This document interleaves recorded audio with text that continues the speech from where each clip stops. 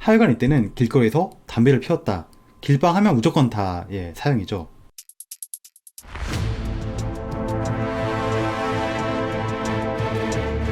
안녕하세요. 준우스토리의 준우입니다.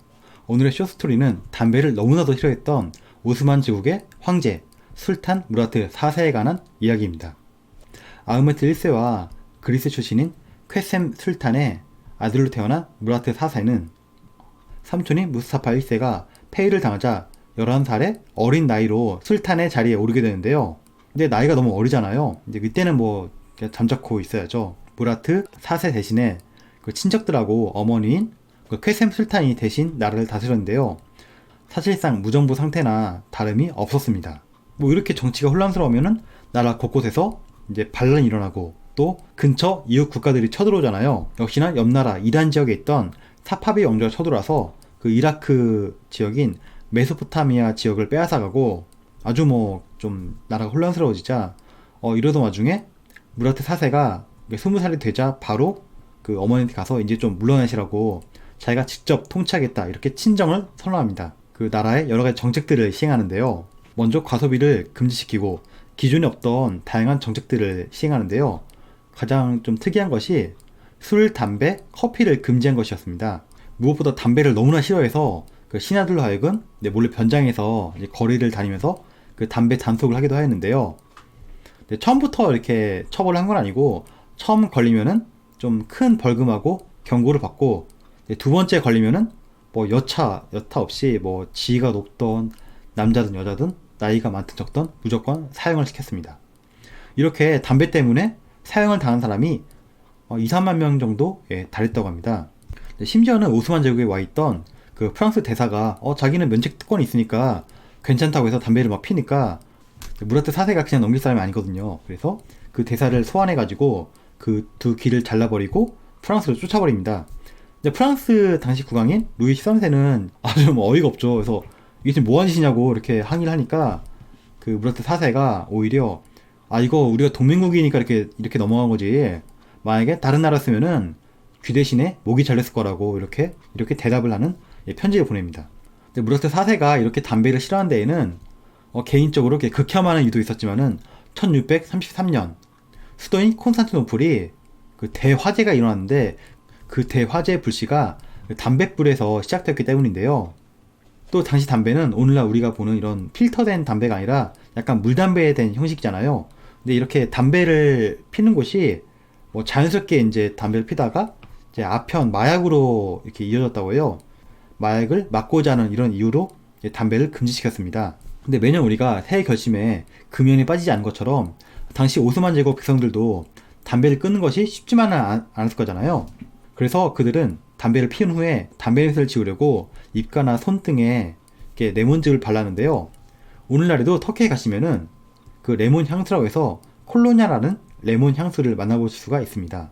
나중에 이제 무라트 4세는 이제 신하들을 못 믿어가지고 자신이 직접 이 거지로 분장을 해가지고 그 도시를 다니면서 그 담배를 적발하였는데요.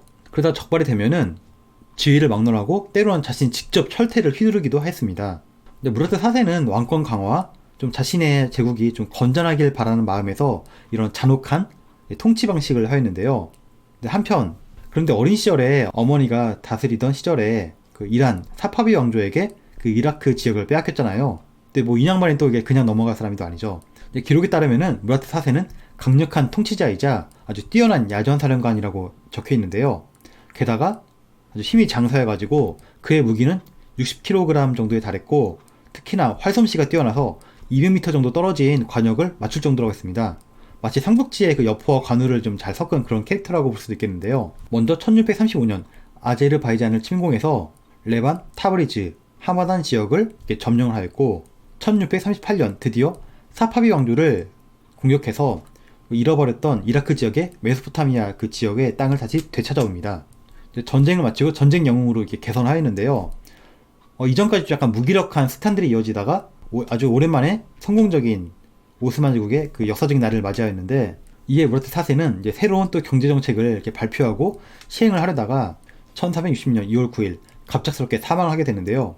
여기에는 이제 두 가지 설이 있어요. 오스만 제국의 그 기록에는 통풍을 알아가지고 사망했다 이렇게 적혀 있는데 뭐 다른 기록을 보면은 평소에 무라트 4세는 자기는 이제 커피, 술, 담배를 금지했지만은 본인은 굉장히 와인 애호가여가지고 포도주를 막 아주 들이켰다고 해요. 그래서 아마 그 간 경화 때문에 사망을 했지 않았을까 그런 설이 있습니다. 그의 죽음으로 제국은 다시 예전의 상태로 돌아가는데요. 특히나 그의 후계자였던 동생 이브라임 1세는 대단한 예언가여가지고 가장 먼저 한 일은 금연 정책을 없앤 일이었습니다. 무라트 4세는 담배와 술뿐만 아니라 커피까지도 금지하였는데요. 커피를 끓이는 와중에 뭐 불 때문에 뭐 화재가 일어날 것을 염려했다 이런 설도 있는데 사실은 그거는 그냥 하는 말이고 실질적인 이유는 따로 있습니다. 터키의 그 왕실 근위대는 그 호위 부대는 예니체리라고 있는데요. 예니체리의 힘이 너무 커지자 나중에는 자신들이 술탄을 막 폐위시키고 암살하는 그런 일들이 종종 있었습니다. 그런 일들이 종종 있을 정도로 당시 오스만 제국의 왕권은 굉장히 약했는데요. 이를 막기 위해서 예니체리가 운영하는 카프베, 오늘날 카페가 있었는데 각지에 있는 이 카프베를 무라트 4세가 없애버리고 커피를 금지시킨 것이었죠.